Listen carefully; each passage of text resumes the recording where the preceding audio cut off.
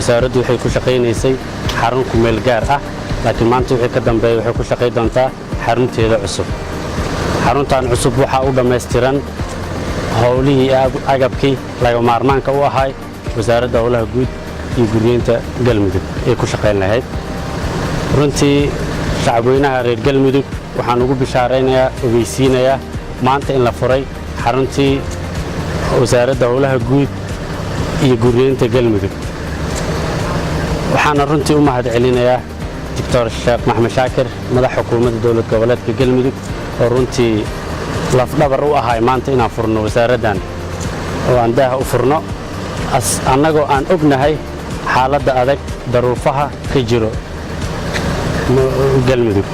haddana saasay taa dhabarka u dhigtay waa u mahad celinaynaa waxaan kaloo u mahad celinaynaa hay-adda UNOPS oo runtii ayadana naga saaciday qalabaynta xafiiska waxaan sidoo kale u mahad celinayaa wasaaradda howlaha guud ee dowladda federaalka Soomaaliya oo runtii ayadana qayb ka ahayd inaan furno xaruntan cusub runtii waxaa lama ilaabaan ah shaqaalaha wasaaradda oo runtii hiiliya howlba la garab taagnaa wasaaradda inaan saaka furno waa ku faraxsanahay inaan halkan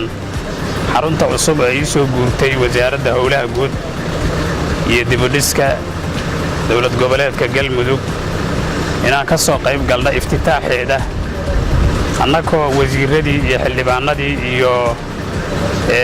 bulshada qaybaheedii kala gadisnayd iyo mas'uuliyiin fara badan ka kooban aadan ugu faraxsanahay waxayna tilmaamaysaa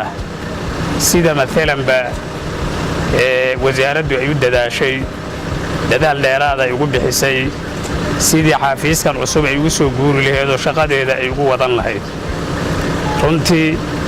waxa weeye wasaaradaha oo dhan ayaa hadda ogtihiin sida ay qolo walbaahiba maalmo isdaba jooga weliba xafiisyadooda ay hadda ku shaqaynahayaan ay u cusboonaysanayaan oo meelo cusub ay u degahayaan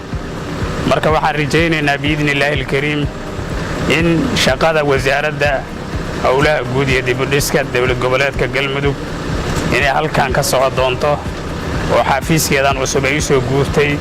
shaqadeeda si wanaagsan ay ugu soco doonto annaguna runtii waa ku faraxsanna waana soo dhawaynaynaa waana ku soo booqan doonaa muddooyin marar fara badan